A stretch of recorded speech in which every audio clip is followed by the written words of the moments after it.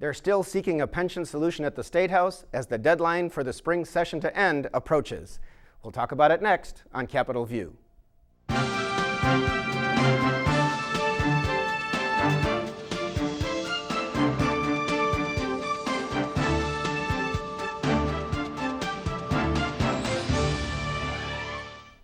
Welcome to Capitol View, the program where we talk about state issues, sometimes federal issues, and how they just might affect your life. I'm Bernie Schoenburg from the State Journal-Register. A lot going on at the State House these days as that spring session does come to an end, if they can do it by the end of May. And pensions are a big problem. We have with us today, luckily, Charlie Wheeler is back, my favorite budget expert, director of the Public Affairs Reporting Program at the University of Illinois Springfield.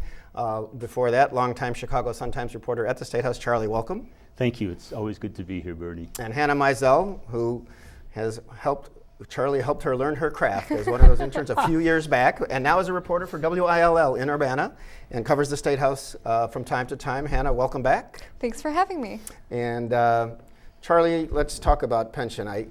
The state Supreme Court came out, it's been more than a week now, with its decision that upheld a lower court decision from Sangamon County saying that the 2013 plan that Pat Quinn signed, that the legislature passed to try to scale back what the state pays into the pension program or what the obligations of it are over time to make it manageable and bring it back below the more than $100 billion in unfunded liability over many years, was unconstitutional because it diminished what retirees would get and against the state constitution, and there's no way the court says that can happen, basically.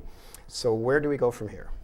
Yeah, well, I think it is kind of a waste of time for the governor and all the bright people around him and all the legislators to sit there, scratching their head and picking their nose, trying to figure out how can we get around this decision.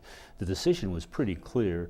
It was one that was telegraphed a year ago, almost in a decision involving promised health care subsidies for retirees, where the court in essence said, look, the Constitution guarantees this is a contractual relationship, the benefits of which cannot be diminished or impaired.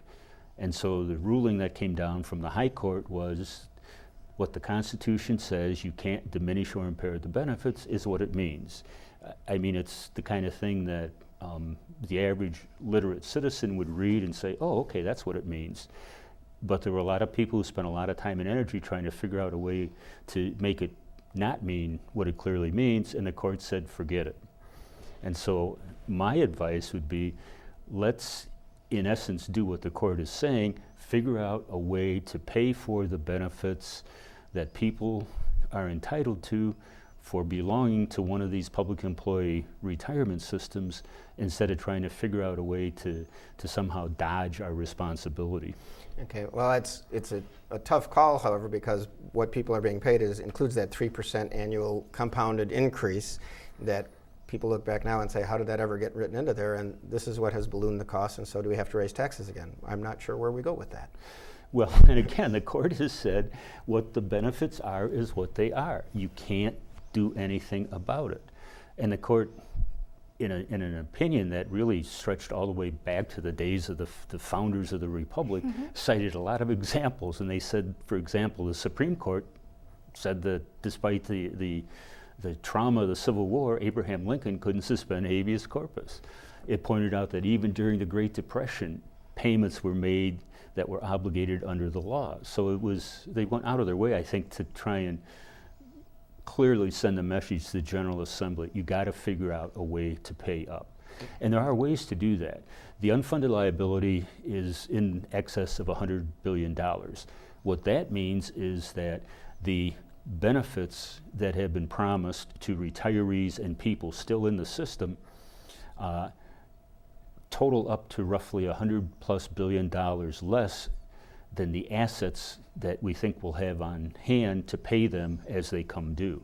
And that's an important consideration, I think. It's not that we owe $100 billion tomorrow. Right. The only way that would happen would be if every decades. Public school teacher, every state worker, every university employee, if everybody suddenly quit. That's not going to happen. So there is time to work on it. The difficulty is that in 1995, the legislature and Governor Edgar established a payment program, if you will, and it was kind of like a mortgage with a huge balloon. And so in the early days, it was relatively small, the payments, and they didn't really do anything about the unfunded liability. And in recent years, they've jumped dramatically. And now it's something like $7 billion of our state budget is going to the pensions. Most of it, by the way, not for benefits that are earned this year, but rather to pay off the debt. It's as though you had a huge credit card balance and you're not spending a whole lot currently, but you have all this outstanding debt from when you splurged a year ago. And that's kind of where we are. Hannah, in 2 weeks, the legislature is supposed to finish their business. Is that even possible at this point? I mean, anything is possible, but there are really three things that could go forward. Governor Rauner has, since the beginning, almost the beginning of his time in office, has floated a plan that would freeze current workers and put them into the Tier 2 system that was passed 4 years ago, which is lesser benefits. Yesterday, we taped this on Thursday, yesterday at the State House, there was a committee hearing on that plan. It was actually scheduled before the Supreme Court ruling came down on Friday. And, they discussed the plan. It's the infamous now $2.2 billion that's built into his proposed budget that he thinks it's going to save. By transferring everybody into a 401k type plan tomorrow if they're current workers. So save the benefits, you earn the benefits and gather them for everything you've worked till today, but tomorrow you're in a new plan. And a lawyer for the administration said they thought that was okay. Yeah, but and he has been pretty confident in it all this time. But then this morning, he appeared to maybe back down from that, maybe a little bit. Say, maybe this won't be, considering what the breadth of the court's opinion Friday. We didn't mention it was a unanimous 7-0 decision. And it was written. The court's opinion was written by Lloyd Carmeier, who is, interestingly, one as a Republican onto the Supreme Court, and with a lot of business backing. In fact, it was one of those multi-million-dollar races, the kind that the governor doesn't like. My understanding, though, is that the way it works, it was like his turn in line to write. Oh, is that right? Okay. Yeah. I don't think they picked him up particularly. Okay. The second plan that could surface, Senate President John Cullerton back in 2013, when this all kind of came to a head. He had wanted to do something called consideration, where it would be negotiated out. Unions and lawmakers would sit down, and so he is maybe going to float that again. On Tuesday, he came out saying, it's worth looking at. Yeah, he wants to give employees a choice, right? And if they take a choice of either that 3% cost of living increase, or and if you get that, though, then you could choose not to have your pay increases add to your pension benefit. That's the latest iteration that I heard of this. Yeah, and correct. And he thinks that giving people a choice will somehow allow the change in the contract under the Constitution. One thing you have to keep in mind is that the relationship is between the individual and the retirement system. So, like in my case, it's between myself and the state university's retirement system. Now, could they offer me something that would encourage me to say, okay, I'm going to waive any future benefit? Yeah, I suppose if they offered me $1 million, I'd have to consider. In other words, it's not going to be an easy choice for anybody to say, but I'll take a lesser benefit. It can't be the kind of choice where the armed robber comes up and says, your wallet or your life. It's got to be, and one of the options, as I understand it under contract law, it has to be, or you can keep what you have. Now, obviously, nobody's going to offer somebody $1 million to quit. Are there other things that might be offered individuals that would cause them to decide, okay, I would sooner take this option and forego some of the benefits? Yeah, but it can't be forced upon them, and it's in the long run, it occurs to me that if you're going to make it worth someone's while to give up a future benefit, you have to give them something that's worth something in the immediate term. Right, which means it's hard to bank savings so on you're not any going to make such a whole plan. lot of savings if you offer everybody $1 million to quit. Yeah, and of course, one reason, you could say one thing that helped exacerbate the situation is that the income tax increase that had passed in 2011 or went into effect and came down from 5% for individuals to 3.5% 3.75% this January. Governor Rauner was all for the legislature letting that slide back, but talked during the campaign, and I think he's talking a little again, maybe we'll let that rise, but he doesn't want to certainly be specific about that in talking to reporters. So, but tax increases are, he kind of ran against being a tax increase guy, even though, will that be necessary?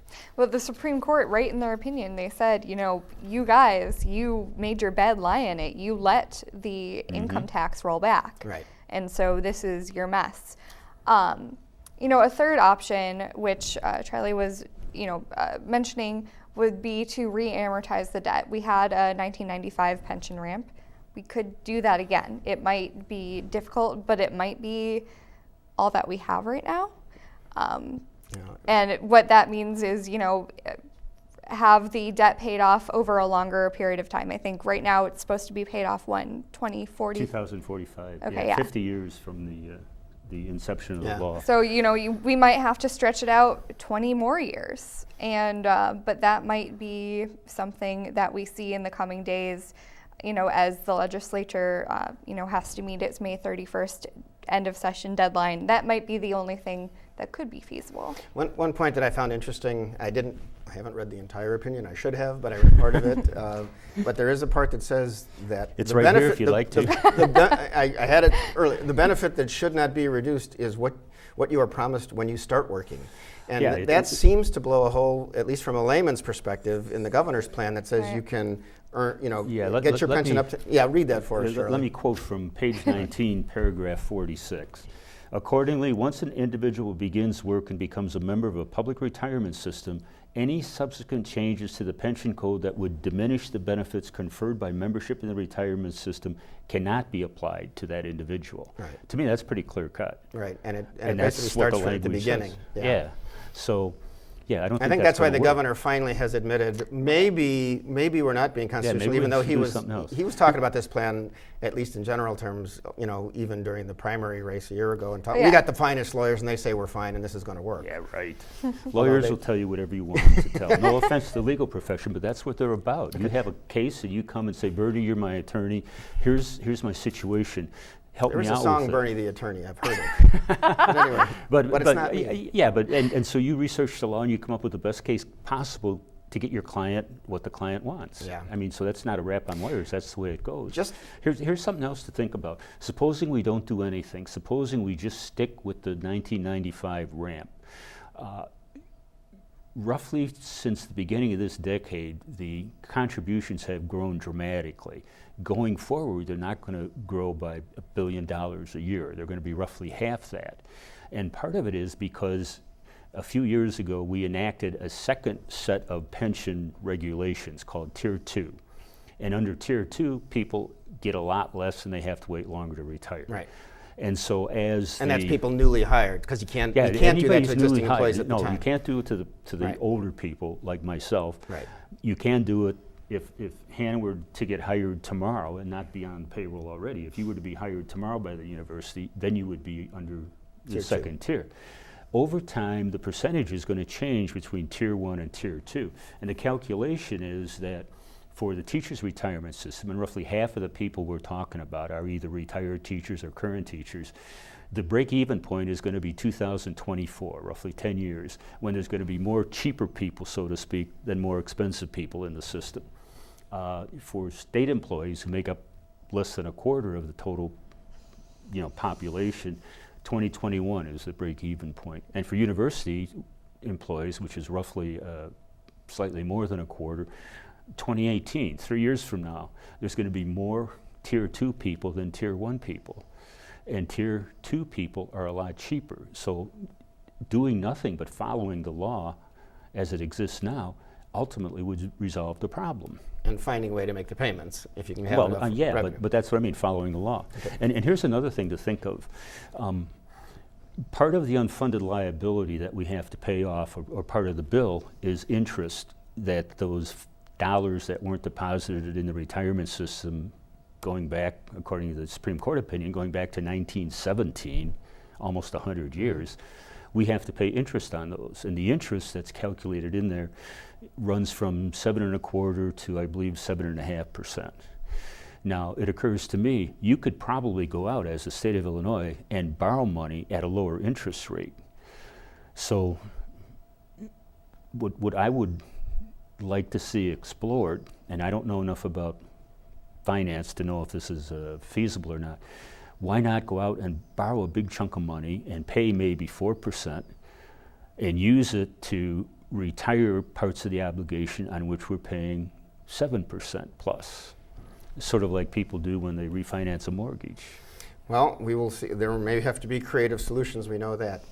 Wanted to just move into a ramification, it seems, of the Supreme Court decision is that a rating agency, Moody's, lowered the bond rating for the city of Chicago and the Chicago Park District and Chicago Public Schools, all, if I read the reports right in the papers, to junk bond status, which means it's harder for them to borrow money. And there are also pension obligations that the local governmental units have to pay. The Chicago Public Schools have their own pension system apart from the state pension system for teachers that covers, all the others.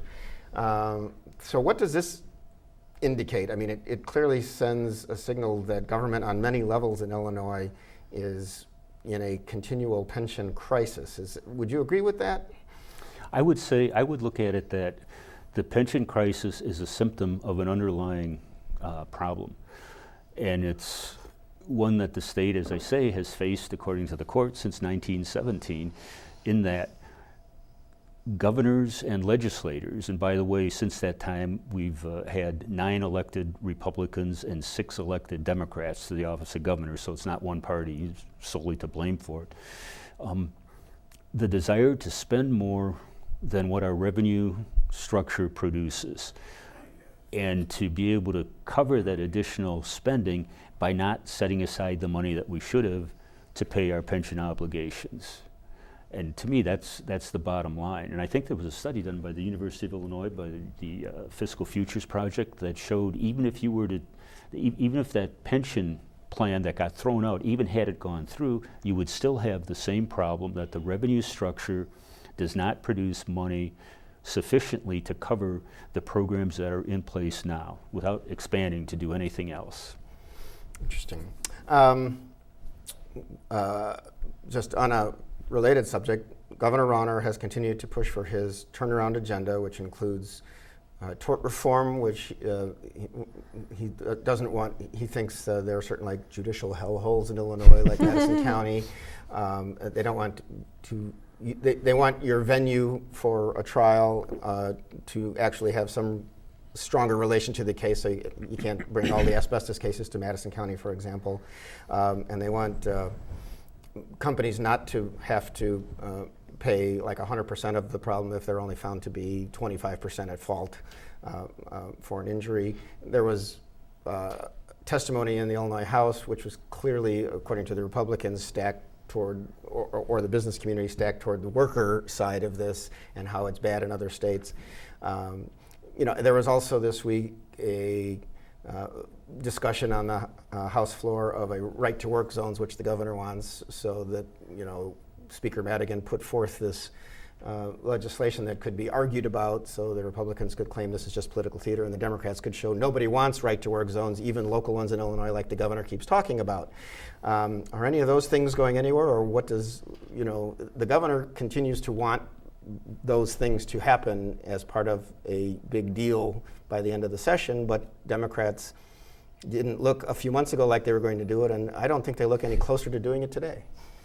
I would, if I had to, what would you say, rank them in the order of the likelihood of their occurrence, I would say the most likely thing to be able to win support in the legislature from the majority Democrats and obviously the minority Republicans and be signed by the governor would be changes to the workers' compensation system.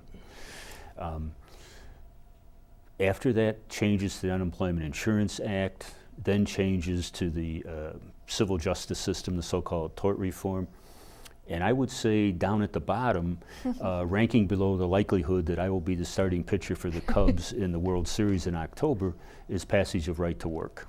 Well, there's been a lot of talk about it. Hannah? So again, we're taping this on Thursday, and this right to work discussion, debate, yelling, whatever you want to call it, is still going on as far as we know. And, when I left, it was a mess. Well, whoever's out of power usually yells about something, but clearly the Republicans Well, thought this was a setup just to I mean, it is make them a vote against their setup. own governor or not. So, I mean, this is the speaker taking language out of the governor's, turnaround agenda, but the governor has not filed any bills, Right. on And we're any talking of about his- like only 2 weeks or so to the supposed Right. end of the session. He keeps saying our working groups are working on it, so Right. it's premature. He did say today it's too early to talk specifics about these things. Okay, but so the speaker, he being the speaker, he takes the language out of the governor's turnaround agenda, files it as an amendment on this bill, and of course the Republicans say, well, they're not done.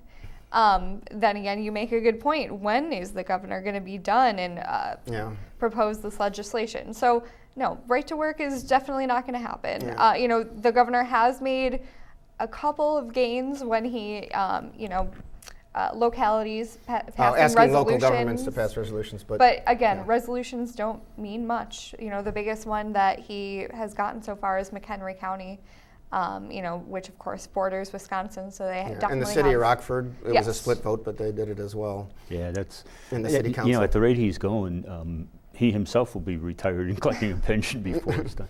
If I were He's the only governor, making $1 a year. Well, that's true. I mean, Yes, that's all will not he be wanted. collect- That's what he said. He will not From be the collecting a state. pension. That's right. But it occurs to me, if I were the governor and I'm looking at all this stuff and I've had this hardline position, here's my 7 items or 12 items or 4 items, whatever they are that need to be done. And I would look at it and I would assess it along the lines of what is really, really doable in the real world aside from all this anti-union rhetoric. And I'd come and I'd say, okay, right to work is dear to my heart. I love it almost as much as I love my family. But in the interest of compromise, I'm willing to forego any of that stuff in return for these changes in workers' compensation. Something like that. So he kind of shows some movement by giving up something that's not going to happen anyway. Yeah, But well, nonetheless, the we'll- optics are good. We'll have to The find out governor soon. did say this morning that he told reporters that he had taken a couple things off the table, but he wouldn't say what. He wouldn't Yeah. say which ones. Well, I we'll would find- guess right to work should be number 1. Well, given that Illinois is in a perpetual state of campaigning, I will mention that Mark Kirk, who's a United States Senator, who's running for re-election in 2016 for a second term in the Senate, has spent something like $320,000 in a new ad campaign. It's running on some cable stations at least, and I think it's Chicago and the Springfield and Central Illinois market. And it tells the story. I watched a copy online of the stroke that he suffered, the rehab that he went through, how he climbed the steps of the Capitol in Washington, and how that makes him relate to the challenges real people have, and he wants to keep working for Illinois. Of course, the main Democratic opponent so far, who may be the nominee, but I mean, we don't know that. They have to all go through the primary, is Tammy Duckworth, who lost her legs when her helicopter was shot out of the sky when she was in, was it Iraq? Mm-hmm. Clearly, Mark Kirk is not taking the next race lightly. It's very early in the process. Hannah, worthwhile to get yourself on TV at a time like this? I mean, when you are running against someone who has gained so much popularity in so short a time, Tammy Duckworth has, especially among young Democrats, she has become, quite a superstar, I would say. So, why not? If you have the campaign cash on hand, go for it. Okay. Another, speaking of elections, there was a politician in Illinois who was in elective office for more than 40 years and only lost one election, and that was to the primary to Carol Moseley. His final one to Carol Moseley brought in 1992. I'm talking, of course, about Alan Dixon, who started as a police magistrate in Belleville, and the legislature, the House, the Senate, State Treasurer, Secretary of State, U.S. Senate. This week, there was a very nice ceremony with a lot of politicians of both parties. The governor spoke, Secretary of State Jesse White, the leaders of the House and Senate, naming the building that houses the Illinois State Museum, the Alan J. Dixon Building. Charlie, just your thoughts on, kind of what that says. It's on the Capitol complex, and Dixon certainly was someone who could get along with both sides. Yes, he was, and he was the kind of guy I think we need more of in Illinois government. Back in my days as a reporter, one of the people who was a lobbyist for a big-time business operation told me he'd been out in Washington. This was shortly after Dixon was elected to the U.S. Senate, and Dixon had him in his office, and he said to him, "Look, you know, we're from different parties, we're on different sides, and there'll be a lot of issues where I'll be voting against you, but I want to work with you. You tell me the things that you want that I can be for, and I will support you." And he was very much about supporting Illinois. He was very, I think Alan Dixon probably never met anyone he didn't like, and he was all about trying to help people. Well, he certainly at least acted like he liked you. Well, I used to ask him about... Well, in my experience, I found him to be a very genuine guy. And as I say, he was somebody who was willing to work across the aisle. He was willing to try and reach compromise on stuff. So I think it's a fitting tribute to him. Yeah, it's a very nice thing. He was known as Al the Pal. I will also just mention that President Obama has now formally said his presidential library will be on the south side of Chicago in cooperation with the University of Chicago. Hannah, that's a great thing for the city up there. Oh yeah, they are definitely touting, the jobs that it could bring to the south side, and so long path though. We'll see where it goes. Well, Charlie Wheeler, Hannah Meisel, thank you for the help. Thank you for watching. I'm Bernie Schoenburg, and we'll see you next time on Capitol View.